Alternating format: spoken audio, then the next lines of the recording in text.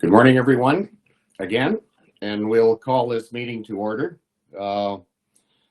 Excused from the meeting, I think only Councillor Unruh will be excused from the meeting. She's not present this morning.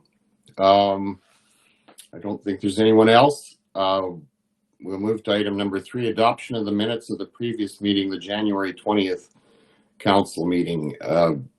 Is there a motion to approve those minutes? Amanda Philpott, thank you.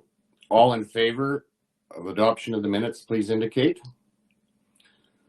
That is carried, thank you.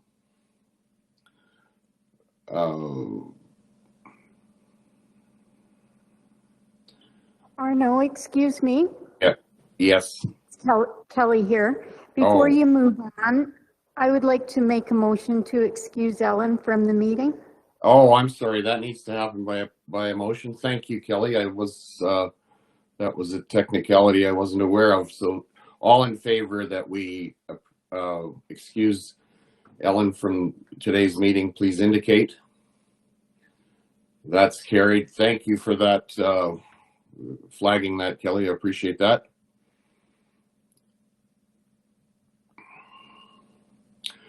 Call for post agenda items. Is there anything else to add to the agenda?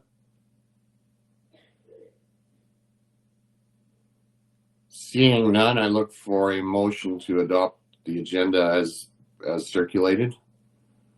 Arno? Yes. Kelly? Yeah, excuse me. Just before I make the motion to approve the agenda, I'm wondering if we could have a conversation about policing, or if we could do that. I think it shouldn't be when our RCMP are reporting here. So No.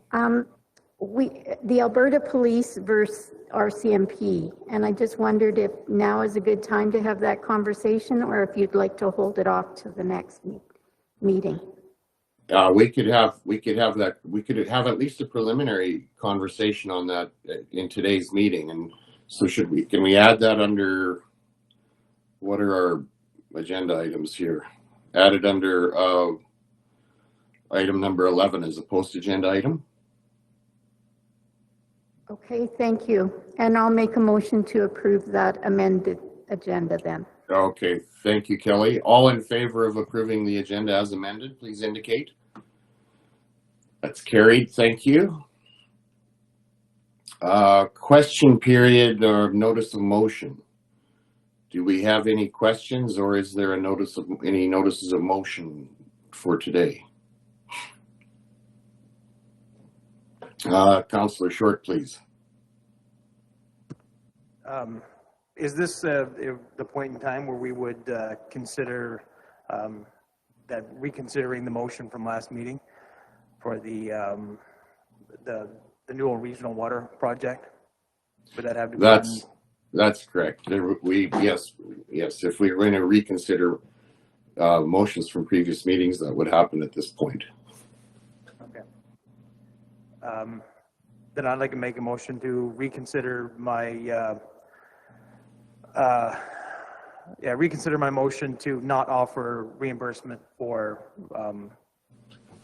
registrants between phase 1 and phase 2. Okay, that would have been motion C-35/22. Is that right? Okay. Any discussion with regard to that motion? We're ready for the question. Just to review the procedure, in a case where there is a reconsideration for a previous motion, we'll vote, only speak to whether or not this should be reconsidered, and then we'll vote on whether we're going to reconsider it or not, and then it will be handled very shortly in the meeting. So, is there any discussion with regard to Dan's motion? Dan, go ahead. My comment would just be that we've had a fair amount of feedback from ratepayers, and it's been very one-sided in that feedback. So I think maybe now we didn't offer it the first time, so now maybe that we have some feedback, maybe we can reconsider it and decide how we actually want to approach that a little bit better. Okay, thank you.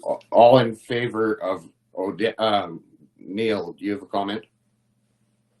Is this motion just for the reimbursement, not looking at our changing our price? Okay. That's right. This is Yeah, just I agree. for, yeah. Yeah, thanks. All in favor of reconsideration of motion C 35-22 from the previous meeting, please indicate. That is carried. Thank you. Are there any other notices of motion?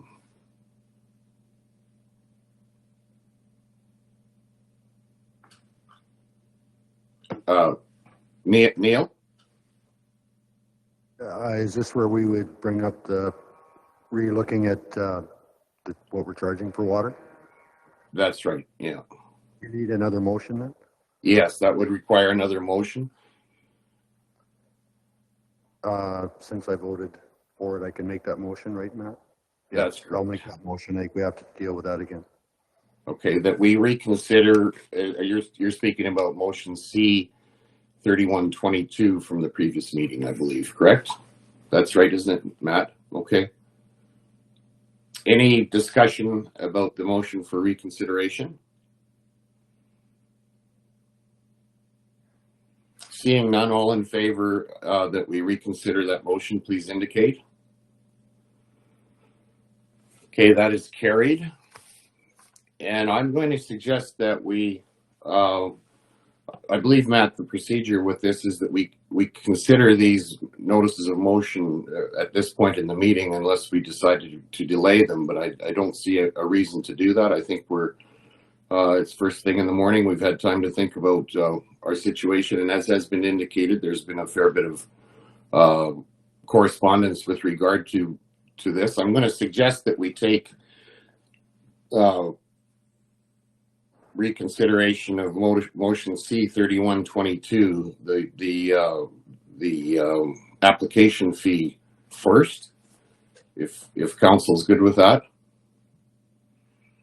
which refers to the motion that Neil made.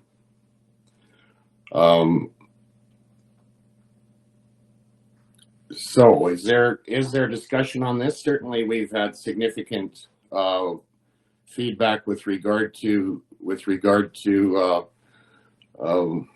the application fee for the phase 2 water project. I think there's been significant recognition of the value of the program.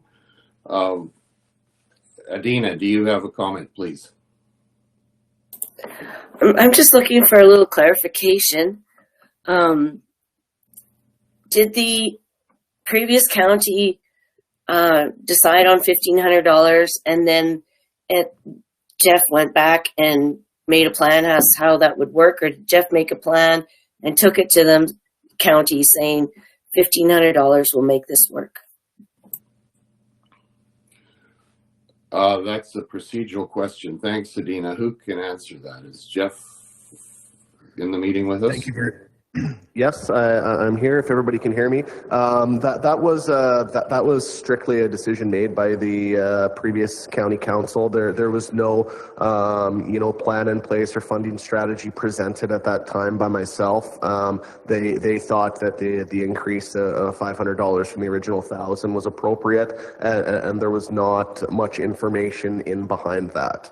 I actually wasn't even present at that meeting, so. It was a decision just made by council solely on the registration. Okay, thank you. Other question, Adina, go ahead, and then Kelly. Okay, so being new at this, I'm just curious as to, was there something that needed to be worked out that previous council didn't make this decision before 8 newbies came on to the board? Or was it already decided that, when did they decide, I guess is what I'm looking for. Why didn't they make the decision before 8 new people got on the board and got blasted by everybody?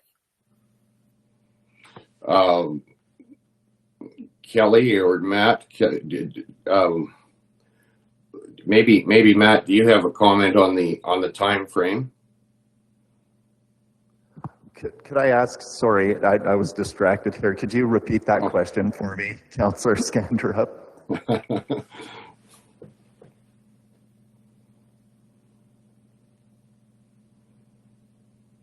Sorry, there's a few distractions at home.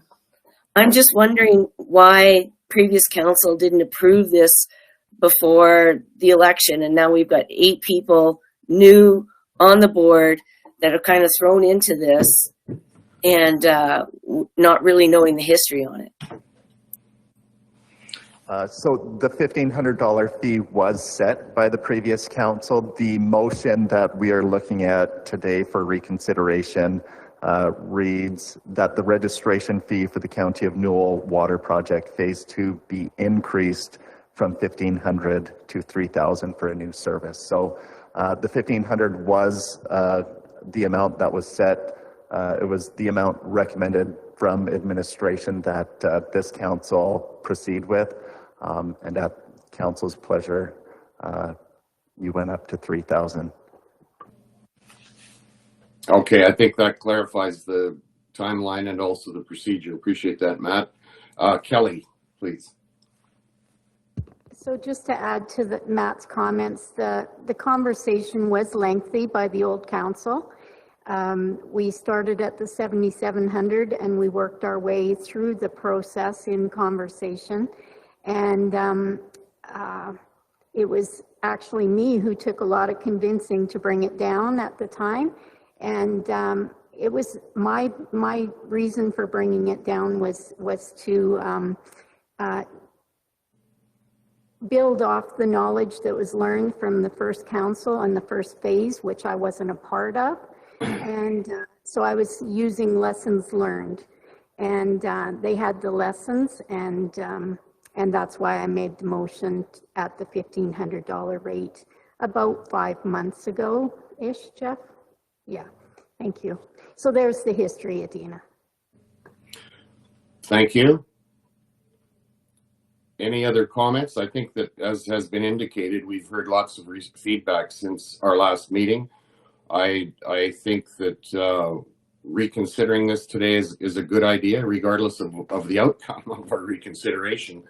There's various different perspectives that can certainly be defended with regard to the amount that's paid, but I think that from council, as a council, I think we want to look long on this. This is a project that is going to serve the community for probably the next 50 to 75 years at least, and that puts some perspective on how we approach this and the dynamic of what it brings to our whole community. So are there any other comments or considerations? Dan, please. And then Greg. Yeah, I got a lengthy comment. So yeah, as per my email, I feel like we could do better for our ratepayers. Remembering that residential and farm are not the only ratepayers, and that linear assessments more than double those contributions to our coffers. These companies need These companies need a prosperous community for their business to thrive. I'd be willing to bet that these ratepayers would want to see their money spent on community enhancement. I agree that we need to be fiscally prudent and our savings need to grow instead of shrink, as these linear assessments are not guaranteed into the future, but we also have the responsibility to provide services to our community. If we're going to be upset about paying for services that we don't get full advantage of, then where do we end that? You don't live on a gravel road, you shouldn't pay taxes for grading. You don't camp in Emerson, should your tax dollars upkeep the campground? Where do you end? The house didn't burn down, so you shouldn't pay for the fire department. It's what we do. We pay for services that helps the community, not us in particular. And that's not the county I want. I've always had trust that my tax dollars were being spent wisely by the municipally elected officials. I had faith in that decisions that they made. I have faith that the decisions they made were what was in our best interest as a whole. And now it is us that are responsible for those decisions, and we need to make the right ones so that our ratepayers can feel comfortable and confident that we will spend their tax dollars on what is best for the county as a whole. So that's where I feel with that. If we're going to look at the amount based on math, then maybe, then this goes back to my email, then it's got to be proportional. If it takes $100,000 to get it to this guy's land, well, he's got to pay his 80% or whatever the proportion we chose. Only cost $10,000 for this guy, well, he only got to pay $8,000. And I don't think that's where we need to be. If we're doing that, again, I'm going to have to pay a lot more for grading than Holly is, who doesn't live on gravel. So that's not what municipal services are all about. We need to get some buy-in. We need people to sign up, and we want it to be affordable. If you're going to charge it proportionally, you can forget about anyone that's got to pay $100,000. They're not signing up. I know this because I know guys that were quoted $100,000 and they laughed and said, yeah, that'll never happen. So we keep the fee reasonable. Some guys think $3,000 is still a steal of a deal. Some guys think that's too much.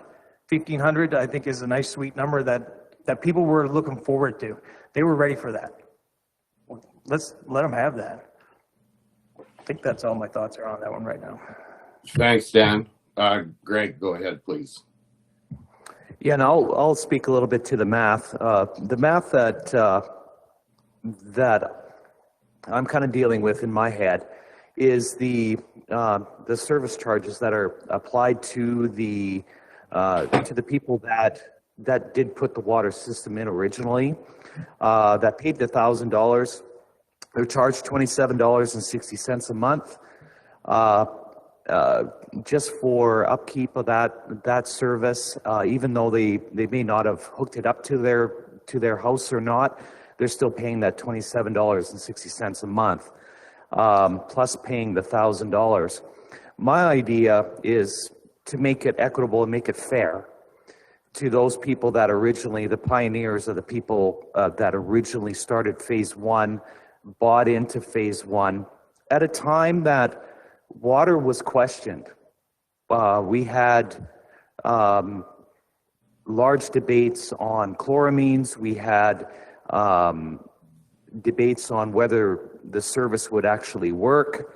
Would there be, so they were taking a bit of a, they were a pioneer. They were taking a bit of a gamble with that $1,000. So if we were to say $1,500 for new people, that means that the people that originally started has paid roughly around 20 based on 5 years of paying $27.60, comes to about $1,656 over and above the $1,000 that they paid. So my thought is $3,000 is fair. It's fair to those people that started.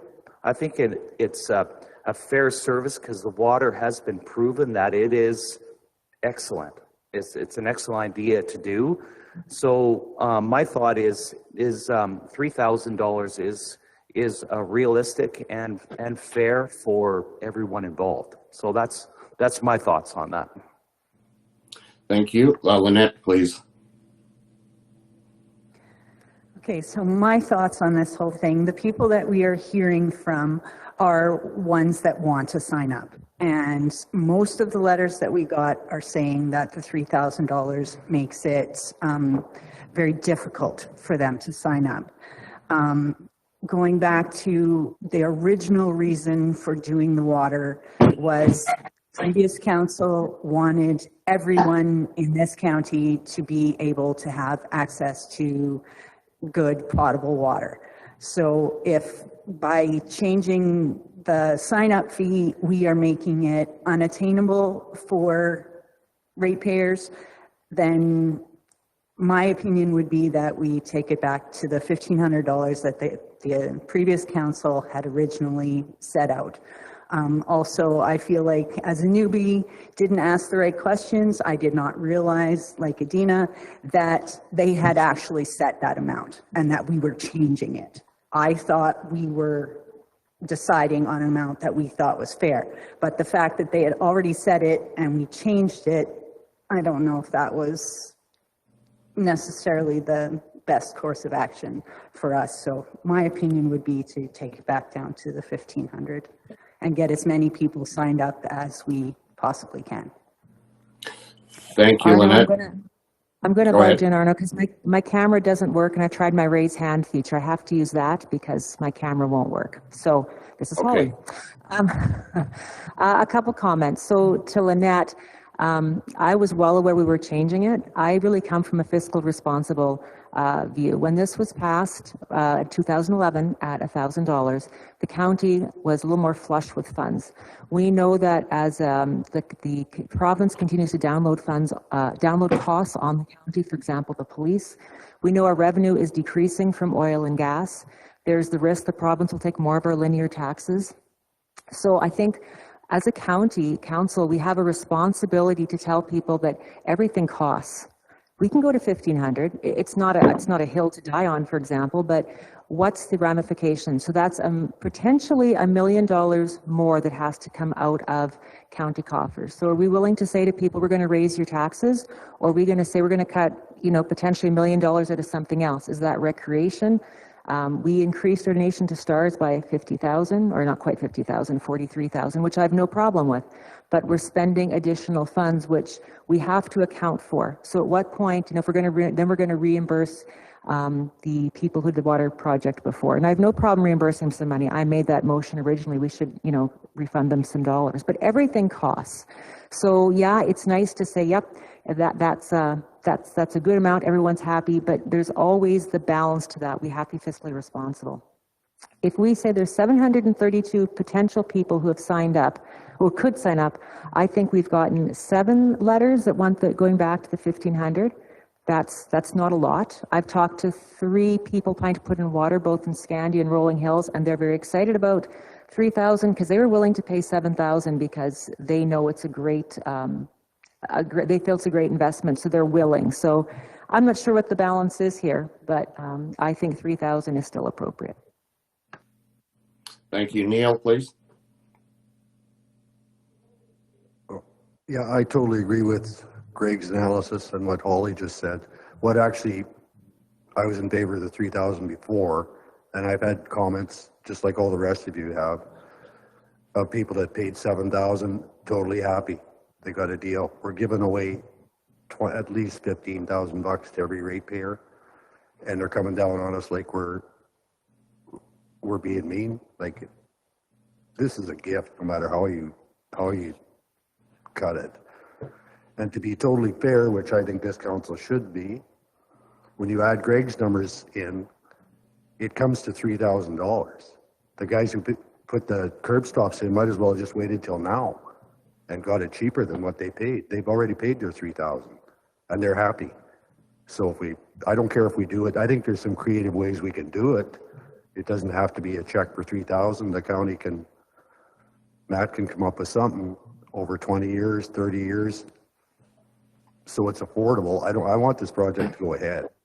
I want us to make it affordable, but I'm tired of being kicked around over the $3,000. That isn't a whole pile of money, especially if the county will come in and give them a hand on it.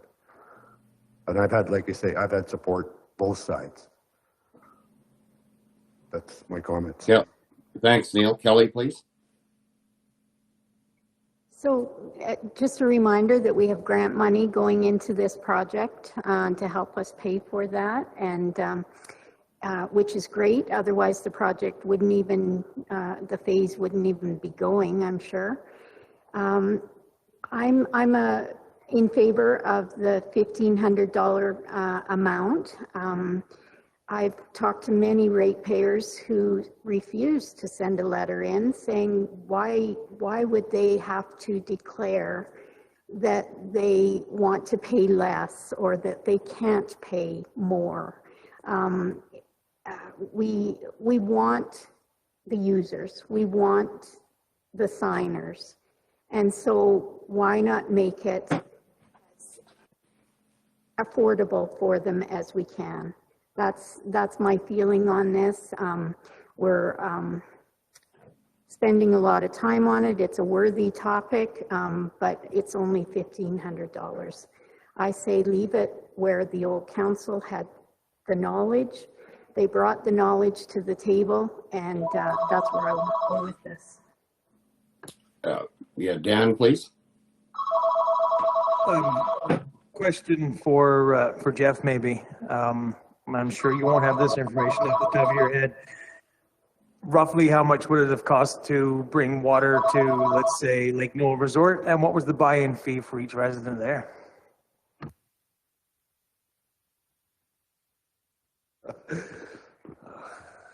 I'll let Matt. I think it's important to keep on task, right? So I'd encourage council to focus on your fee and not. You're going to get into the weeds if you go down this road. Yeah.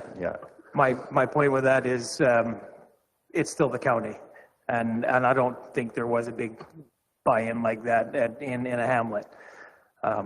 So if we're gonna be doing it like this, then maybe we keep it fair across the board. I mean, yeah, $1,500 is a good price.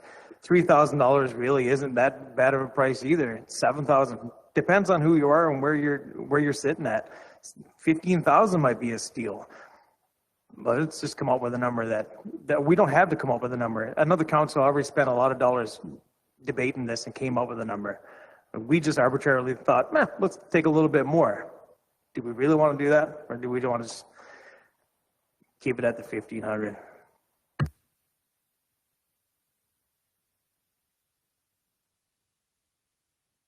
think we may have lost our chair. Sorry, Matt. I'm sorry, I muted myself accidentally. Matt, you had a comment? Here. Okay. Kelly, did you have a comment? I do. Great conversation, similar conversation to what we had 3 weeks ago. I'm ready to make a motion that we go back to the $1,500 registration fee. Okay, there's a motion on the floor. I'm going to just make a comment that I don't think has been made yet. I mean, I think we're all thinking about this, but staff is going to implement about a 60-day application time window from the middle of February to the middle of April.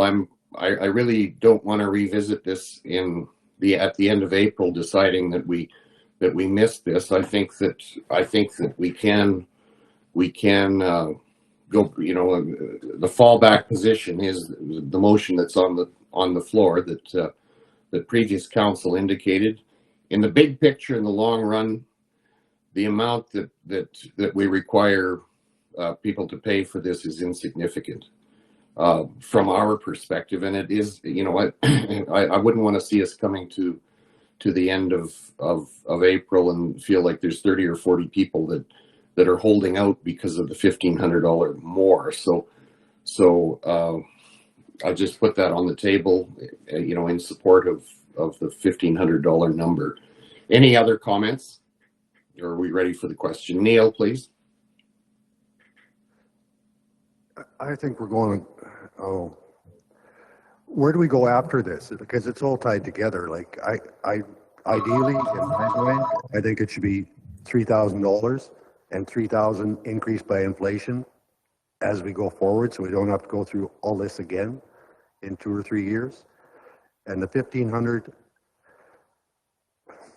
like, yeah, numbers coming out, it's insignificant. Doesn't matter. It only matters when we're the ones that are charging it. If it's so insignificant, why the pushback? Like, we admit it's insignificant. It doesn't mean anything. I think we should tie it all together and pick a number and go forward with it. Maybe it's 1,500, but that is getting to the point of being irresponsible with grant money and everything else. We're giving away too much. That's it. Okay, Kelly. I just wanted to add to my motion that I would request a recorded vote on that motion. Okay. Any further comments?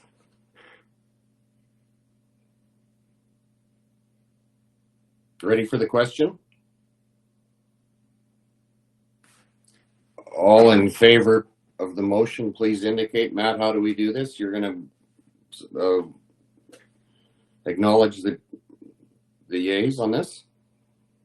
Yeah, the yeas, keep your hands up until I tell you to put them down.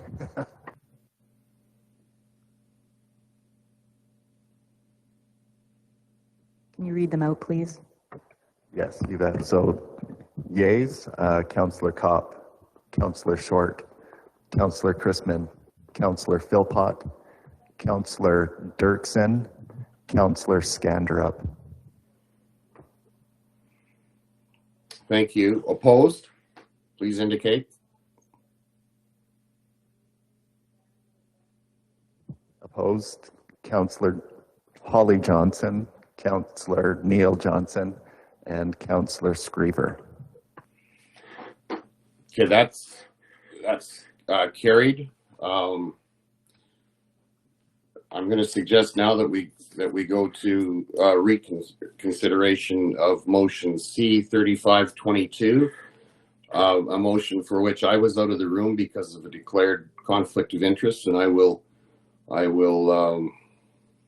recuse myself again.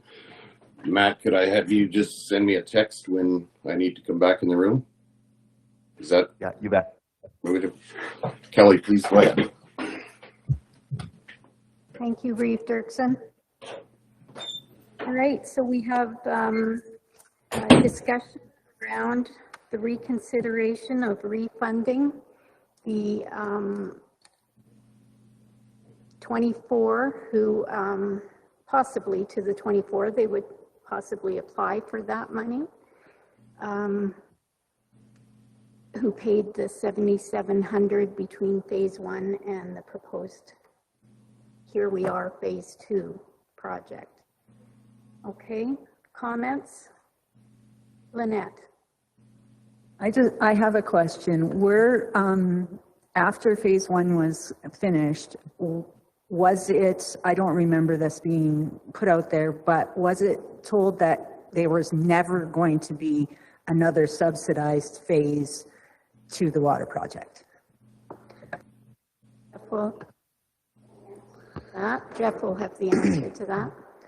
During phase 1 and at the end of phase 1, we developed our policies kind of as we went along there. So the end of phase 1 might not be exactly accurate because we had 11 contracts under phase 1. So there were people that registered after their phase was completed, but before the entirety of phase 1 was done.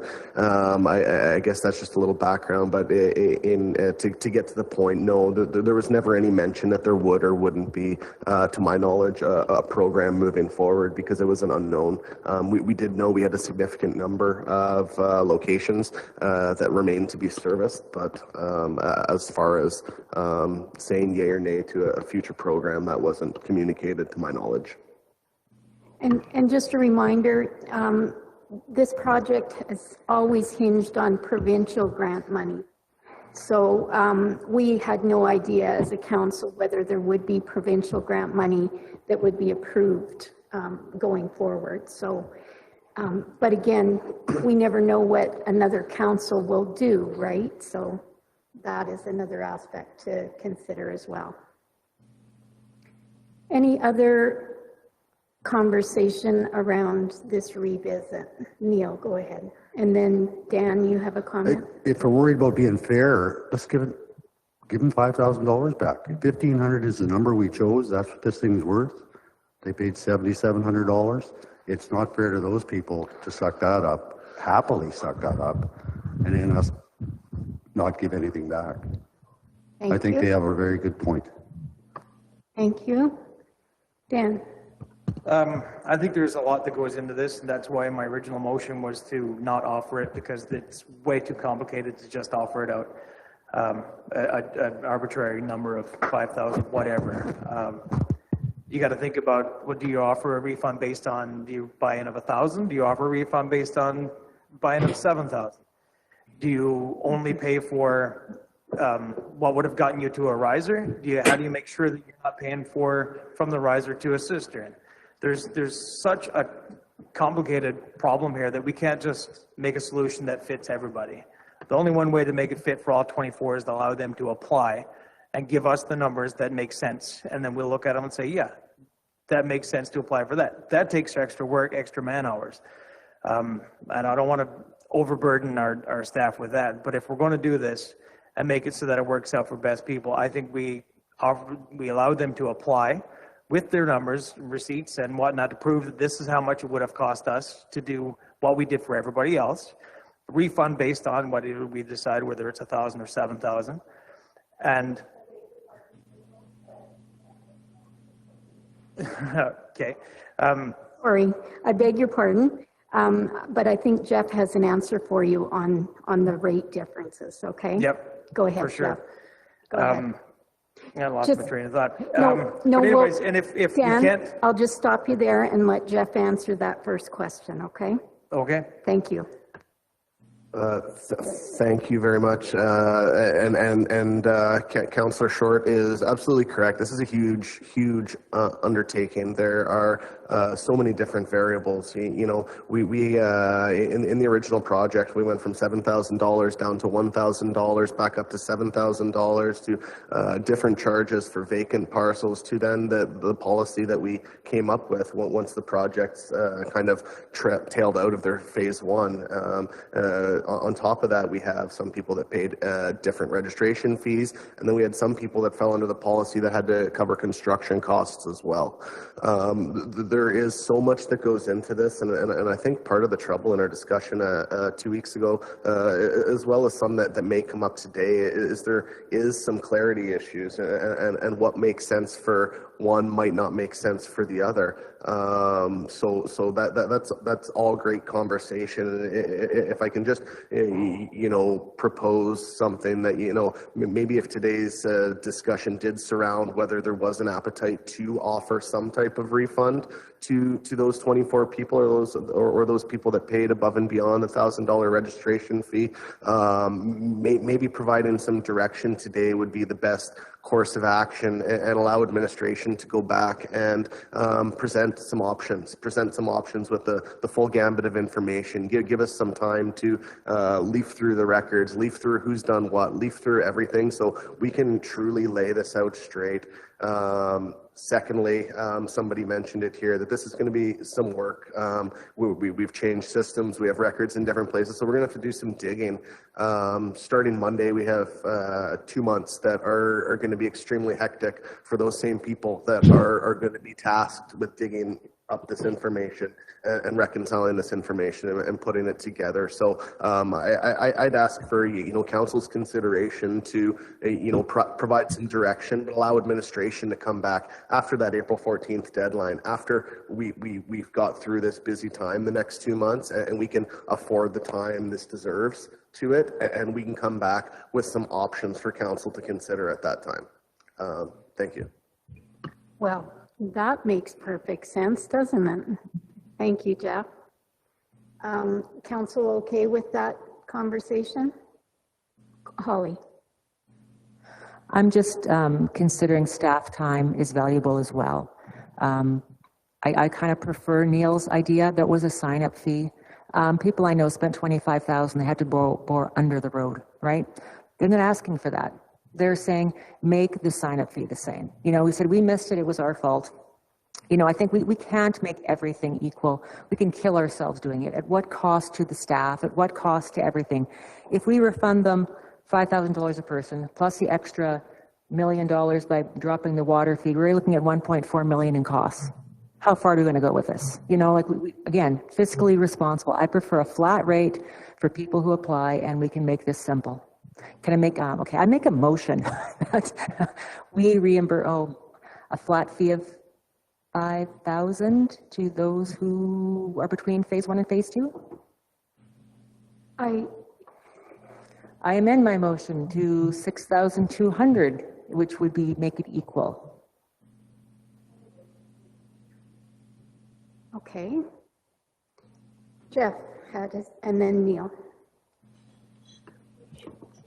Just in conjunction with that motion, to backtrack and track down everything that we need, we're going to have to verify exact registration dates, exact contract completion dates, because in conjunction with the additional registration fee from 1,000 to 7,000 or 7,700, there was also a cutoff point where people were forced to pay construction costs, which were above and beyond that. I don't know if there's any consideration to that, but for instance, if we were working in Rolling Hills and we went there, we collected all the easements, we had everybody that were registered, and we went to tender. The policy was that you could sign up until that tender time, until we closed the tender and awarded it to a contractor for the $7,000. So there were people that fell into that category as well that weren't included in those 24, and Reeve Dirksen might be one of those situations that falls between after the registration date, but prior to the tender closing. Now, after the tender closing, the policy went to, now you need to pay that $7,700 plus the additional construction fees. And I can think off the top of my head a few of those people that are on that list that registered while the contractors were still out in the area constructing, and we took the registration fee and we got a quote from that contractor and issued it as a change order addendum to the contract, and those customers were responsible for that construction fee as well. So when we talk about 1,000, 7,000, 7,700, that's one aspect of this, but there are also some deadlines in there that we'll have to go back and look at tender closing dates, tender award dates at council, and truly verify which side of that date these people fall on, and how we're going to issue those. Just to keep us, I know we're behind time. Poor Cole. I'm sorry, Cole.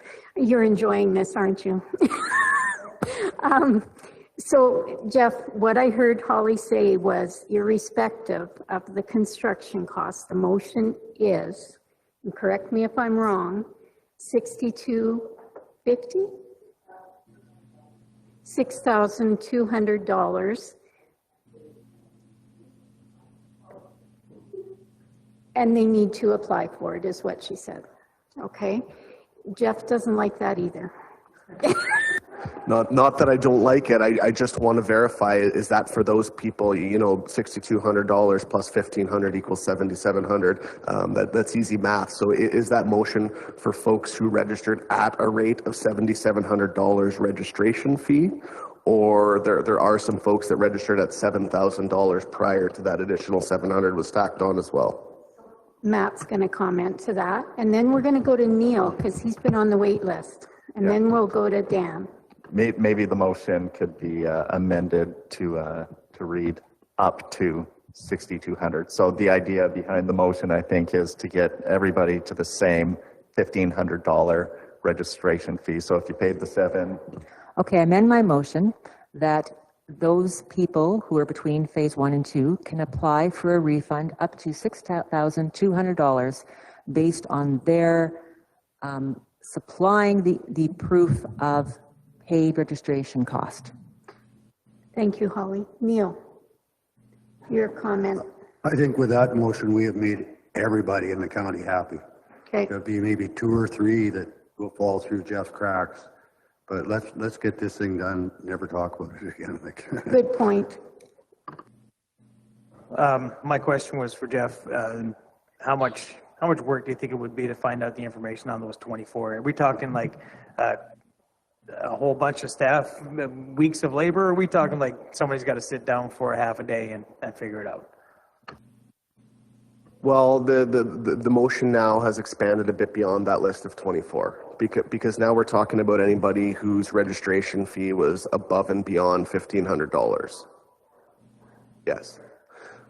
Just to clarify, I was talking not about this motion, about if we were to just let it go, and after this 2 months of hecticness was over, and then you went and looked back into the 24 that we know of. That's what I'm talking about. Not to clarify for this motion, as for if we don't do anything and revisit it in 2 months so that you guys dig up the right information. It's going to be a little bit of work. It's hard to quantify, to be perfectly honest with you, because under this motion, we're still going to have to dig into everybody that applies. We're going to have to go back and verify when they registered against the construction dates and the tendering dates. But this motion does make it a little bit easier because we can reach in and grab anybody that is greater than $3,000 registration fee, and that should pull us a relatively accurate list. As far as pulling information together surrounding those 24 and making some recommendations, there would be some legwork in that, and then the majority of it would be administrative work in pulling that out of the system and getting that list reconciled and verified against the dates. So half a day, no, a couple days, yeah.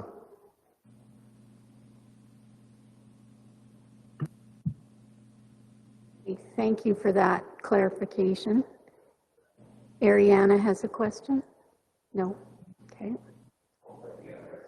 Adina, oh my gosh, child. I'm so sorry. Please forgive me. All right, you're forgiven. My question is, if we if we decide to give these 24 a rebate, will that money be coming out of the grant, or will it be a cost that's downloaded on all taxpayers? That's a cost shared by all. And to be clear, it's not limited to 24, to Jeff's point. And I think to revisit the motion, the idea is that it's individuals who are going to be applying for this. They'll be coming with the payment slip that they've made. It's not going to be county staff digging through records to verify. So we will wait for individuals to apply for the refund. I don't know if this would be an addition to the motion or just a note that I'd like it to be brought back with before any payments are made, so county knows what we're dealing with. Is that a fair? I don't know how that works. So, do you want to make this motion and then have staff bring? No. You tell me what I want. Okay, so the motion is to offer an opportunity for ratepayers to apply for $6,200, up to $6,200 based on their registration fee. And no digging through records, Jeff. Okay, so I'm going to call the question. Oh, sorry. Okay. We should have a time frame on that application. A deadline. A deadline, and yeah, so that we're 8 years down the road, we're not having to do this. Okay, I'll amend my motion that they have to apply by, what is the end of the water date for phase 2, Jeff? April 14th? April 14th. Do you want to make it to April 14th? Would that be Matt no? has, No. Matt has Okay. comments before you. So I think, you know, your staff here are about to go through a flurry, Yes. like just an insane flurry of work. The task at hand really should be getting this next phase moving. Anybody who constructed or paid the fees did so happily. They did that with the information they had at the time. I would punt this. I would punt refunds till next year, even, like at least until after the registration period is passed. We're not entertaining refunds at the county office. And Jeff concurs. Yeah, I would totally agree with that. If we can deal with this in the summer, even you know, after the raw water registrations open, we've got dust abatement applications, which is a nightmare. Tax deadlines coming up, which really causes a lot of strain and stress on the front counter staff. I think if we could deal with this in July and August, or you know what I mean, that would be much more preferable. Okay, Holly's in agreement. Okay, amending again, and the application time for reimbursement would be between June 1st and September 30th. Or is that too long of a period?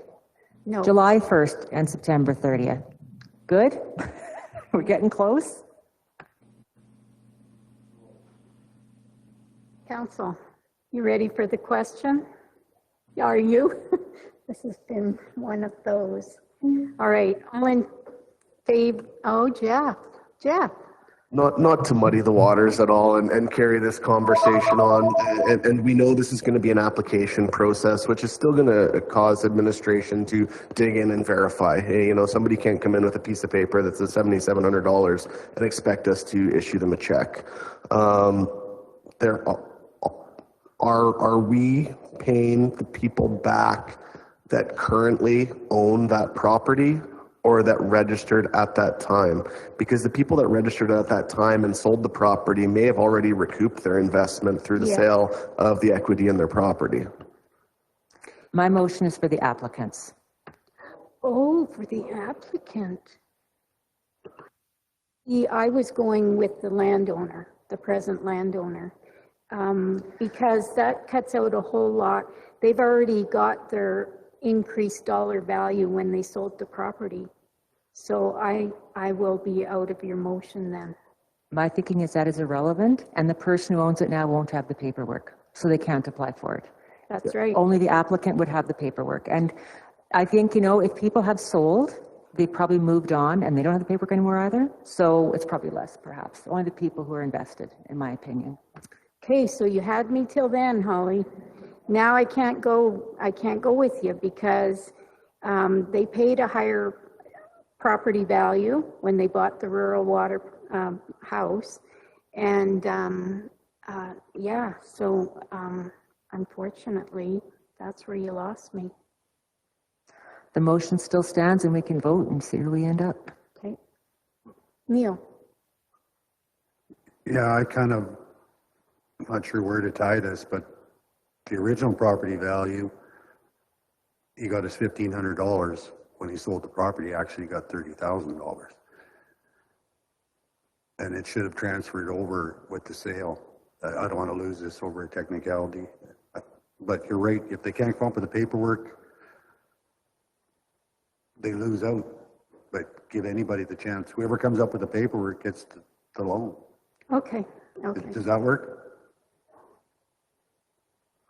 For $6,000, they'll dig a little bit. I mean, we have to draw a line somewhere. If you don't have the paperwork you've paid for, how can you reimburse somebody? You can't.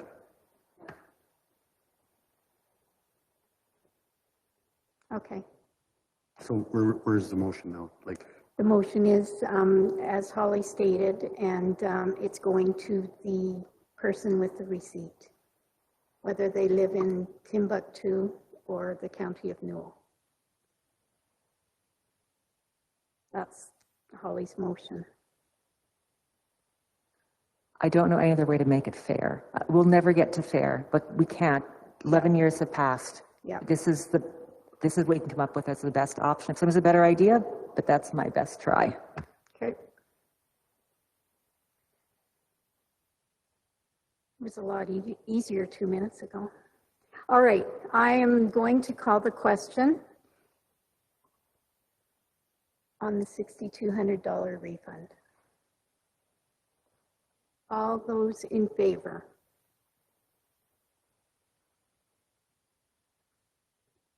All right, that is carried. Can you text Arno? And Cole, can you come to the front? Jeff, thank you. I feel like we were on a racetrack and we were in a hurry to get through that. I appreciate your trying to slow us down. And Arno is here. Arno is online today, Cole, so you'll see him. Oh, you'll have to turn around to see him, but he is chairing the meeting, okay? I'm back in. Kelly, are you comfortable to chair the meeting? Are you willing to chair the meeting? I recognize that not being present in the room where most of you are, I appreciate that you're much more adept at balancing everything out from in the room. If you're comfortable with that, Kelly. I can do so at your wishes. Thank you. I appreciate that. Yeah. Cool. Welcome, Paul. Thank you very much for having me. Thank you for sitting through that. That's not a problem. That's no issue whatsoever. Thanks again, Council, for listening to my report. So we'll start off with the Hamlet distribution and wastewater systems. As I've mentioned for the past several months, we've been trying to get one of the pumps in Rolling Hills repaired and put back into place. I'm happy to report that on January 27th, we put it back in. It's running perfectly, so everything's good again as far as the Rolling Hills distribution pump house. Okay. The rural water project, I'm pretty sure you're all aware of that. On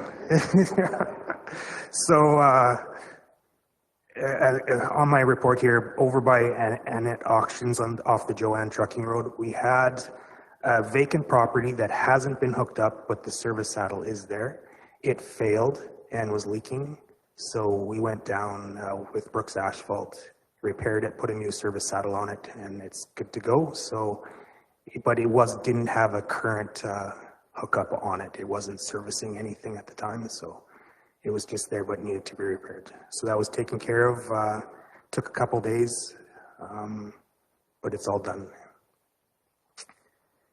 Wastewater collection, everything's looking good. Everything's operating as it should be, so there's nothing to report there. In-house at NRSC, we had Paul, and they are the membrane manufacturer, which is the heart of our water treatment plant. We have a service contract with them, and they come every year, send a service field engineer down for 4 days, and they go over the membranes in the water plant and look over everything and make sure that it's running as efficiently as possible and everything is looking good. So we feel that this helps prolong the service life of our membranes at our water treatment facility, and we've always had them come in as part of a service contract. So they just got done and everything is looking good. So that's a normal thing that we do. We're also finalizing our service contract with Hawk. Every year, they're a manufacturer of online analytical equipment. So everything is automated in our world, and we are taking real-time data at 24/7. Literally almost every second, we're taking data in all the facilities the county owns, as well as at our water treatment facility. That is mandated by Alberta Environment and Parks that we have to have it calibrated once a year. That is something we would do anyway, but it is mandated by them. So we get them in as part of a service contract, and they go through all the online analyzers in the water treatment plant and in all the County of Newell owned facilities. So we finalized that contract again for this year, and they should be here in March. So that'll be going on. And that is the extent of my report. It's been a quiet month. We're enjoying the mild weather, so touch wood, everything's going good. So I would like to add one more thing before I ask some questions. I realize now, going through this and explaining some of the things, that a lot of new people are on this council, and I would like to issue an invitation to any staff and council of the county that would like to come and take a tour of the water plant. I'd be more than happy to take you through that so you can see what we are doing on a daily basis for a regional water utility. We've done it at the end of December for the City of Brooks' new councillors, so I'd be more than happy to have any staff, anybody that hasn't seen it or would like to see it, I could definitely take you through a tour of it.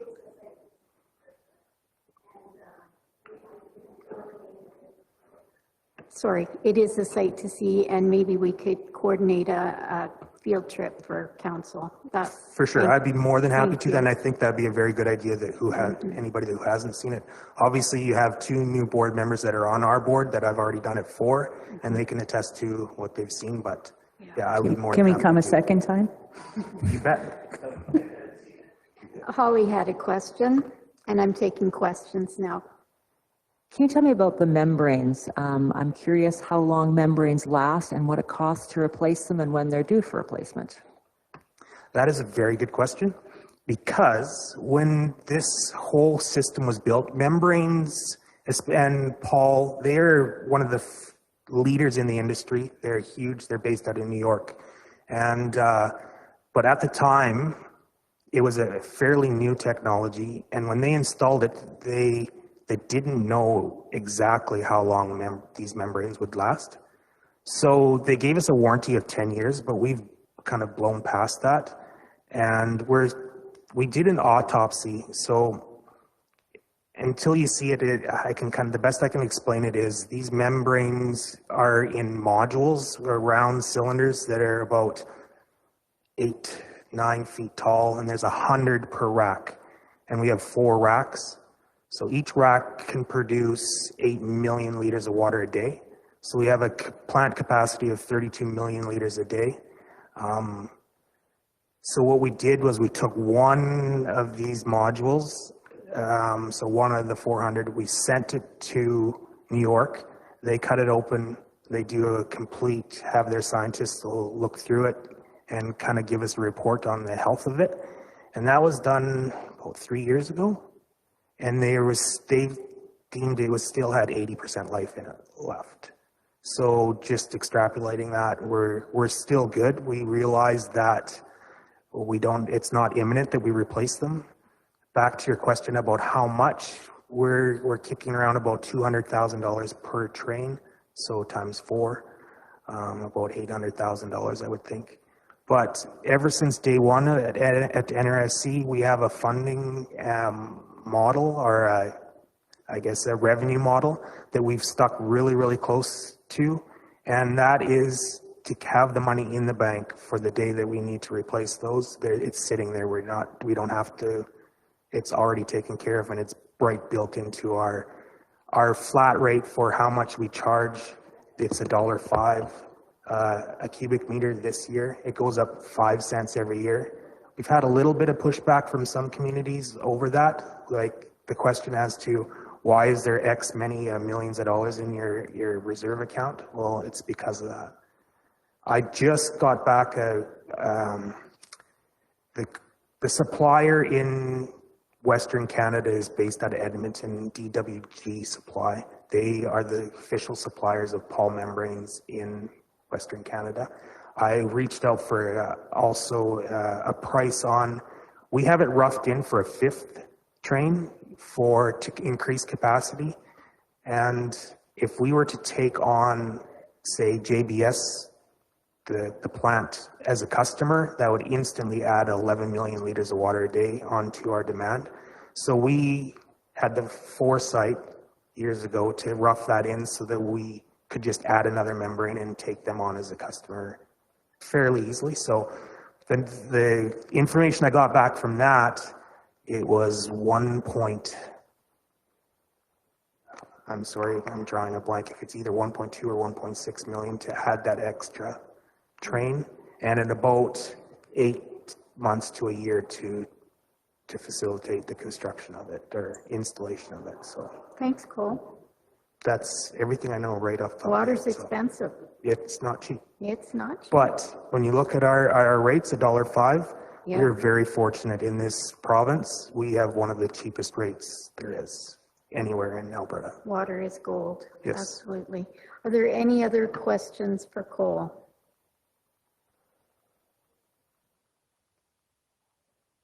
Seeing none on the screen. Noticing I'm paying attention to the screen, Adina. Thank you so much, Cole, for coming in and sharing your month with us. And hopefully your water runs all the next month too. Me too. Thank you very much, and I'm looking forward to meeting a bunch of you and taking you for a tour. Good deal. Thanks. We'll get Matt or Jeff to organize that. Thank you.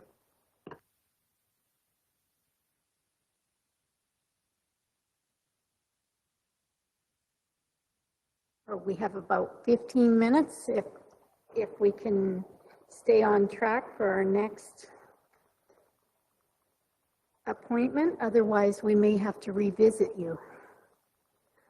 I don't think this will take 15 minutes, Okay. so I think we're good. Okay. So we're on to item, thank you, 9.3, Council.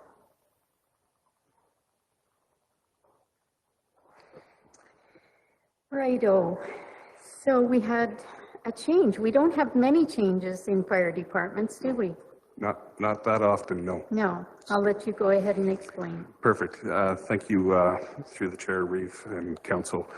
Thank you for having me this morning. At this time, I'm coming to you today with the appointment of a new fire chief in Rosemary. I'm going to read my request for decision verbatim this time, just simply because I've got a little letter here from Wilf. So on Wednesday, December 1st, I received an email from Fire Chief of Rosemary, Wilf Harder, and it reads, after much thought and consideration, after 30 years with the Rosemary Fire Department, I've decided it's time to retire. This has been a difficult decision for me, and I have seen the expansion of the fire department over these 30 years. It's been so exciting to see our department and the fellow departments grow each year and where we are today. We couldn't have done it without the county support. I have enjoyed working alongside everyone in our department and all the departments in the county. I feel it's time for a fresh idea and other members to take the lead moving forward. I look forward to seeing what the future holds for the Rosemary Fire Department. Thank you so much for your support and leadership, Wilf Harder.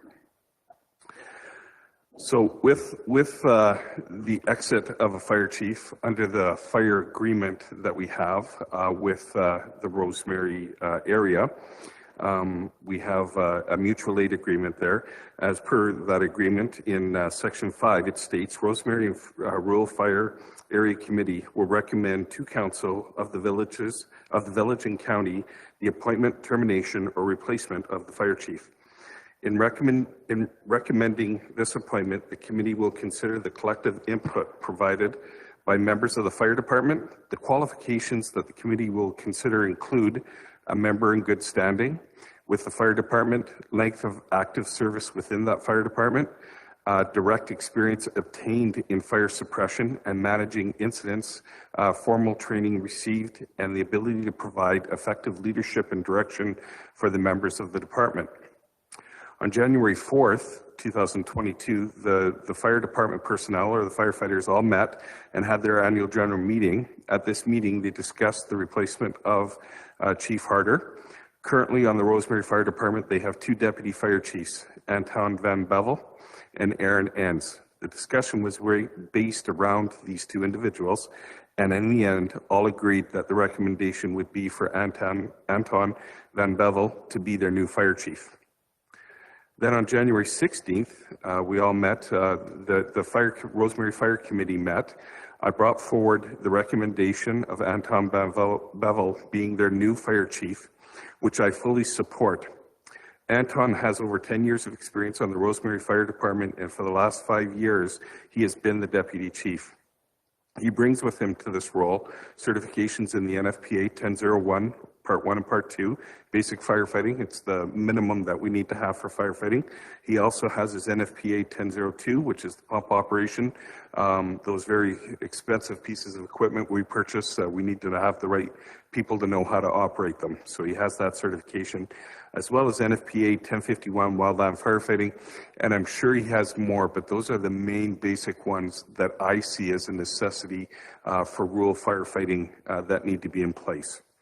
Anton also has countless other certificates of both fire from the county of Newell and safety from the county and his regular everyday job. I observed firsthand how the fire department personnel respond to Anton and his direction, and I have no doubt he will make an excellent fire chief from Rosemary for many years to come. The committee then agreed that Anton Bevel was the right person to succeed Wilf Harder, and this was the recommendation that was brought to the village council and accepted by that council.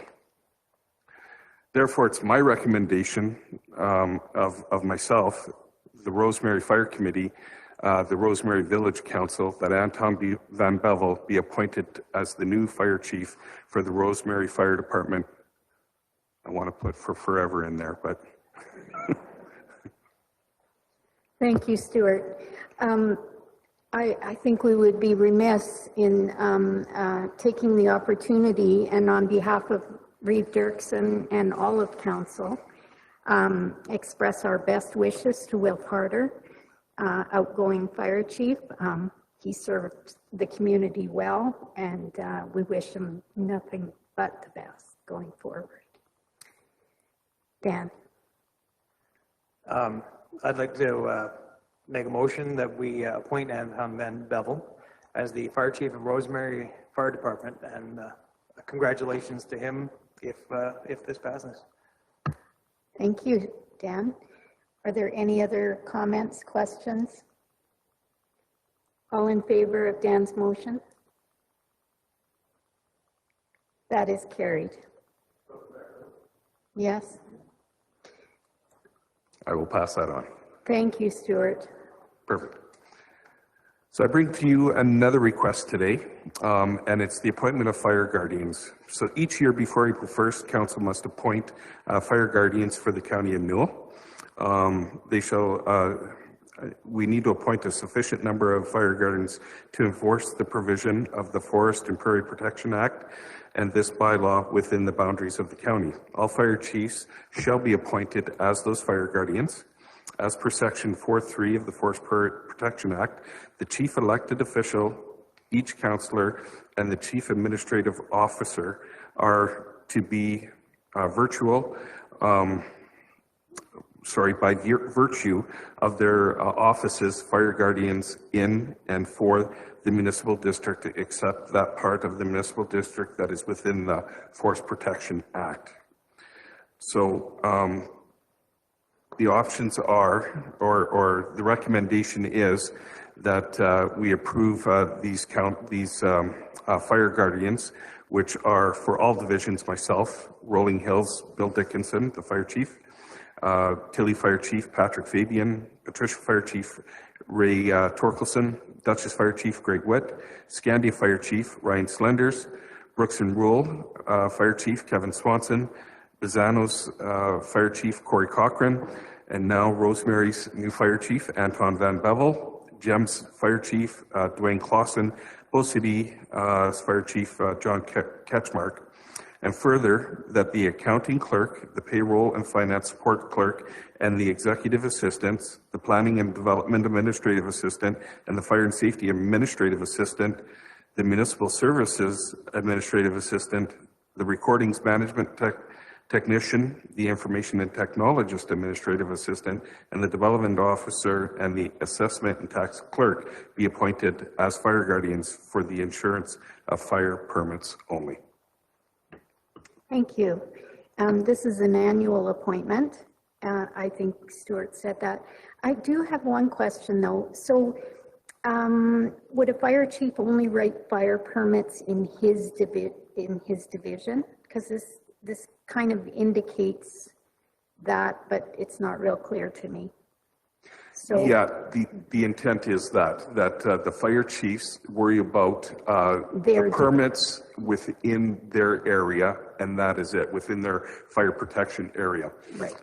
When fire permits are issued, it's that long list of people that I said at the end there, that typically it's through the county of Newell. We'd like them to, if at all possible, to phone here so that my administrative assistant, Ashley Ferguson, knows all the permits that are coming in, as well as the people that are here. It just makes life a little bit easier. So for most cases, sometimes the chief will do a fire permit right in their community, but it stays strictly to their community, and that's it. Thank you. Greg, you had your hand up. Yeah, I'd just like to make that motion. Okay. Any other questions before I call the question? No? Okay. All in favor of the motion? That is carried then. We made it. Yes. Thank you, Stuart. Thank you for your work.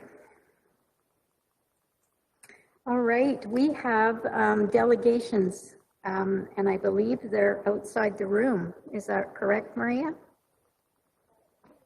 11:45. We're right on schedule.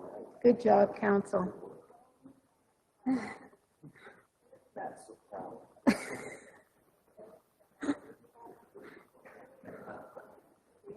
We haven't done anything else this morning, but we're on schedule.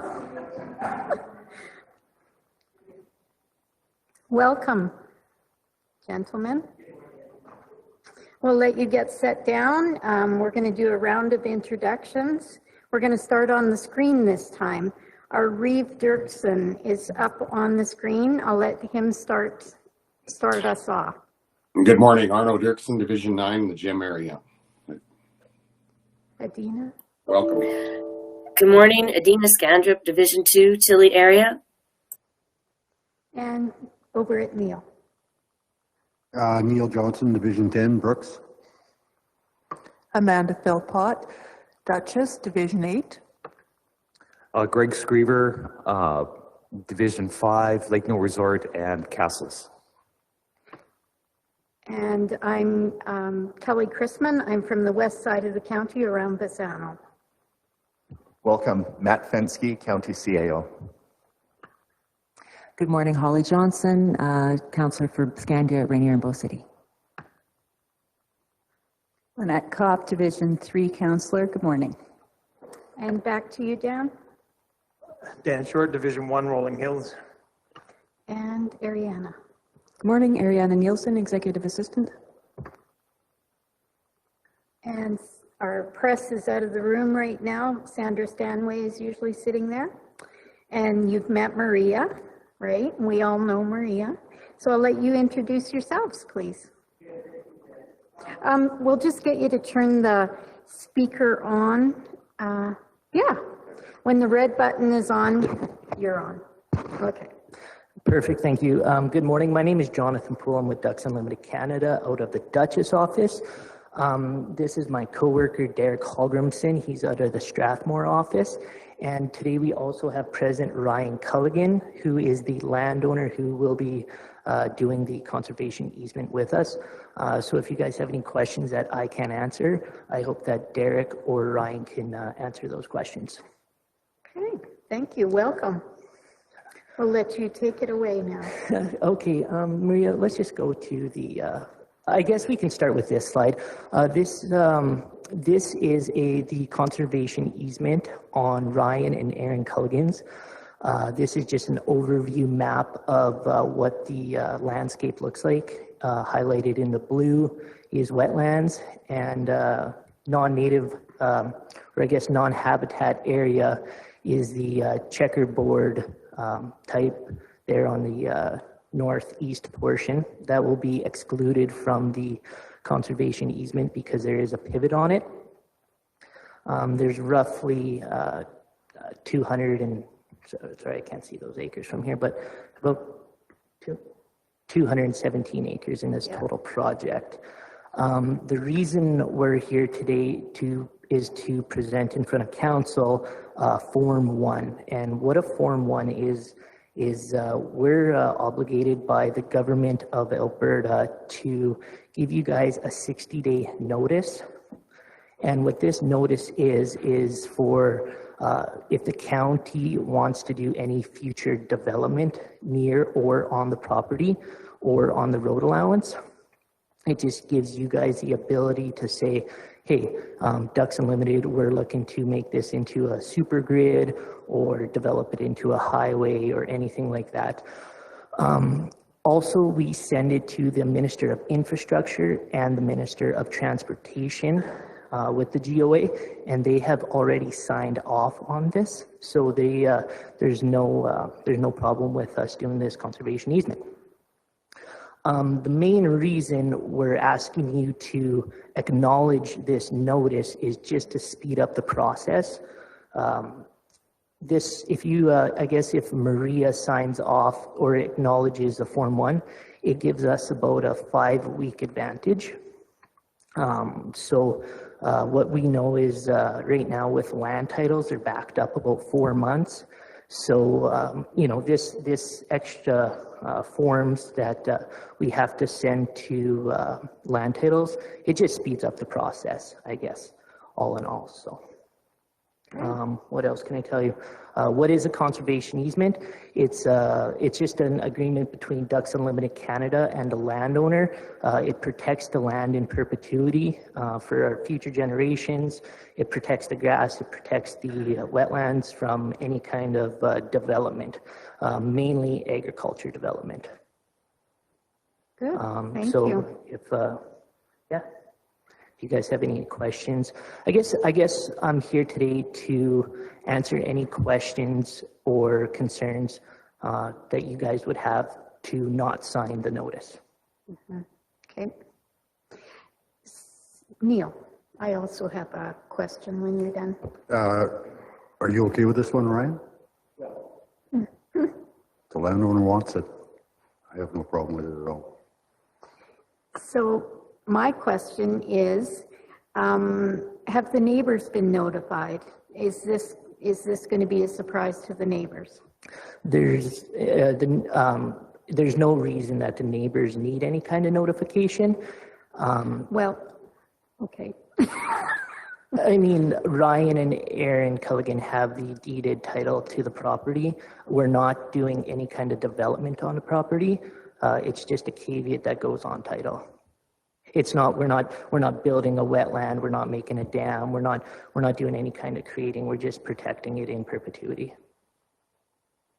So there has been no advertising, Maria, or public awareness? Not from the county, and I suppose probably Ducks Unlimited hasn't put this out to the public.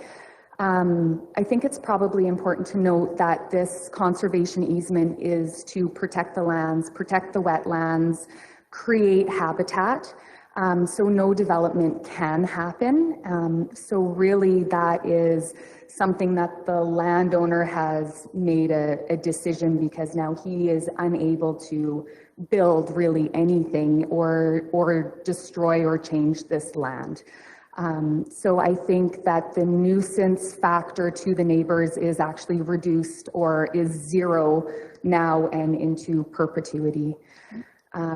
I think it's also if council is willing to waive the 60-day waiting period, this could be something that we could do administratively. So Ducks has said that they may be receiving more of these types of conservation easements going forward.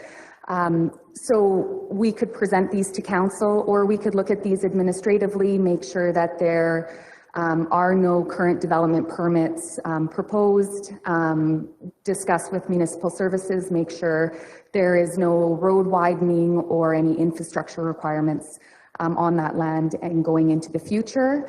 And then we could potentially waive this administratively if council feels that that's okay. Matt? I'm just looking at the bottom of your notice of proposed conservation easement summary that you provided, Maria. And if I understand this right, council really has the only influence council has in this process is to either reduce red tape for these guys by 60 days or make them go through the red tape, if I understand it proper. Why do we have a 60-day waiver notice? Actually, Ducks Unlimited is obligated by the government of Alberta to give a 60-day notification to the Minister of Infrastructure, the Minister of Transportation, as well as the county. And this is all in Alberta, just in case that, any third parties want to do any future development. That's the only reason. Whether, I don't know how to come off, but you guys acknowledging the notice just saves us a pile of work, as well as it secures the habitat for the landowner, because Ducks Unlimited is a nonprofit organization. Money comes, money goes, and instead of, being a 6-month turnaround, and if the county signs off, it could potentially be, a month or 2-month turnaround instead. Just because, COVID obviously has things backed up, land titles are backed up, so this really speeds up the process as well. Just a question about the wetlands. So are you adding water to it? Is there water rights to this? No, you're just protecting what is there. Correct. Okay. Neil? Just a question for information. It's pretty easy to put on. How do you get it off? Like things change in the next 50 years. Well, Look and sell it. the main purpose of a conservation easement is protect in perpetuity for future generations. As we know, wetlands and native grasslands in the county of Newell and, all southern Alberta is, it's not being protected. We're losing a lot of our native grasses at an alarming rate. Through irrigation, corporate farming, and stuff like that. We're not here to take away agriculture, but we are here to, look after the future generations for wildlife, for children. There's certain species out there, such as like the sharp-tailed grouse, who rely on native grass. Antelope species rely on native shrubs and stuff. And this is a perpetuity conservation agreement. If the Culligan family decides to sell it in the future, or it changes hands, the conservation easement and the caveat on title still goes on to the next landowner. Mm-hmm. Thank you for that. We're a little green around Ducks Unlimited laws, I guess. Reeve Dirksen up on the screen has a question for you. Not a question, just a comment with regard to Neil's question about getting these off. And I have no problem with this particular one, and I have no problem waiving the 60 days. I don't think we should do that carte blanche though for all others, because the fact is that it is in perpetuity, and I think it's important that we realize that. And I have a personal concern about great numbers of these conservation easements that basically take a point in time, or this generation makes, or someone in this generation makes a decision for time with regard to how land can be used. I have no problem with that for my lifetime or for a period of time, but and that doesn't relate specifically to this situation. I'm fine with this, but I think it's something that we should give some consideration to in another forum at some point. Because you can't get them off once they're on. Okay. Were you prepared to make a motion? I'll move that we approve this, yes. Any further questions or comments? Dan?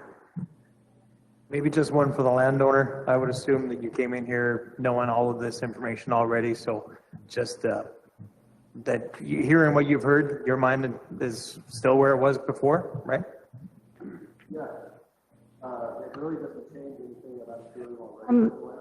Ryan, can I get you to come to the mic?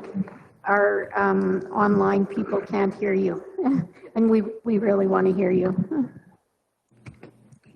Thank you. This land is just used for cattle grazing, and it doesn't really change anything that I do with it. And I think it's a good thing. It is a wetland. There's a lot of ducks there. Okay. Any other questions? Thanks, Ryan. I'll call the question. All in favor of the motion? That is carried. All right. Anything else, gentlemen? We appreciate it very much, and so does the landowner, and I'm sure we'll be presenting more in front of you guys. Just in the future, we can do the same situation if that's what you guys, all the information will be sent to Maria going forward, and yeah, thank you very much. I think it's good information for us to have, and always good to speak with you guys, and you can update us at that time on what's going on with DU. Wish you well. Thank you so much. Thank you very much. Thank you. All right, Council, it is 12 noon. I would call for a recess. How long is a good question. 45 minutes, 1:45 we'll come back. Okay, thank you. Sounds good, thank you.